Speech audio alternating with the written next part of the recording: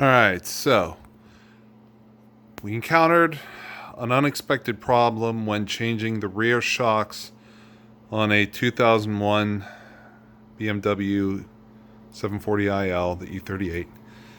And this was very unexpected. And, well, I'll show you what's going on. And none of the guides that I read online, none of the videos I watched, no one I spoke to really had a great answer for this, but through this week-long ordeal, which was supposed to be about a 2-hour project, certainly learned a lot. So, this silver car, the long wheelbase, came with the EDC suspension. It has the little button up below the radio, which you could hit to adjust the shocks.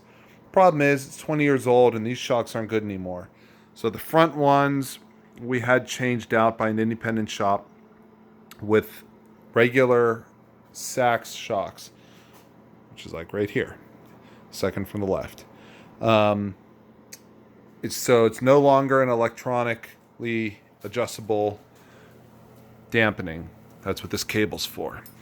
So very quickly, you're looking at several things here. So shock on the far left here is the EDC shock. Those are the rear ones. They should be identical on both sides.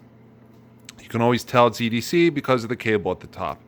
That you just disconnect if you're going to a regular system. These ones cost about $2,000 each to replace, and I don't even know if they make them anymore. So really going with a Bilstein Sachs or some other variant, you can just change it and make it feel good without the electronic stuff.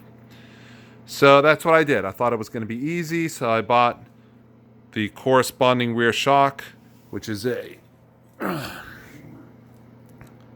Sachs 17822. I cross-referenced the part number, and it does indeed match. I got a strut mount, the top here with the rubber. Got a new bump stop.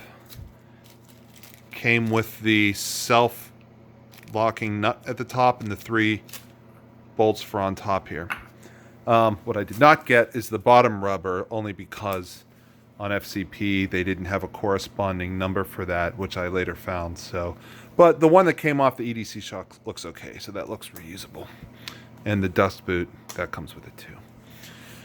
The problem is that when I went to put the spring, this one, from the EDC shock onto the regular Sachs shock, you cannot compress it enough. You can't compress it enough to fit on the top mount. I used a set of compressors here, just like all the guides I read and all the videos I watched, and all the guys say it's not an issue, it only takes a minute, no problem.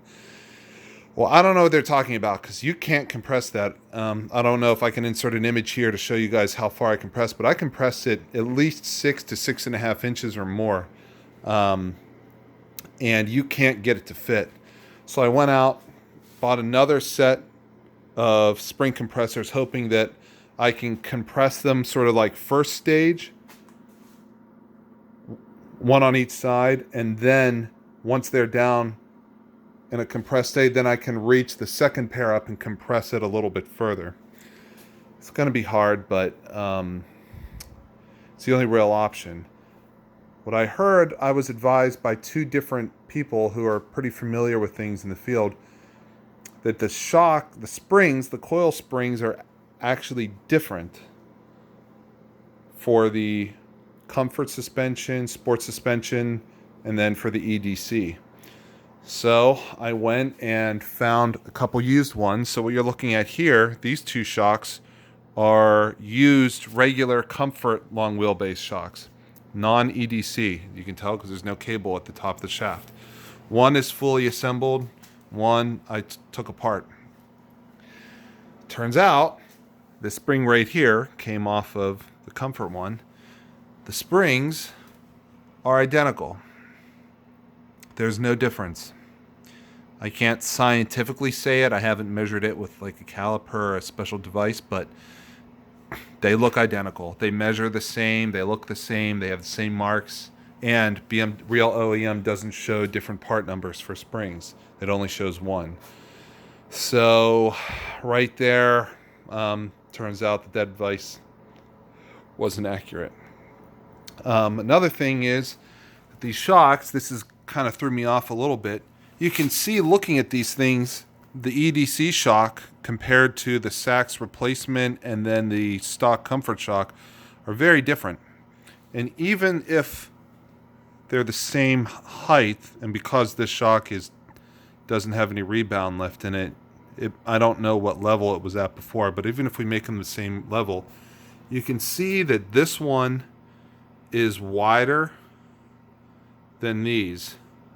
And like up here, this is also wider than these. And this is a different threaded nut up here for the top. So this one will not obviously fit here on these threadings. But this one, it fits fine. So this EDC one appears to be maybe a beefier unit. It's hard to say exactly.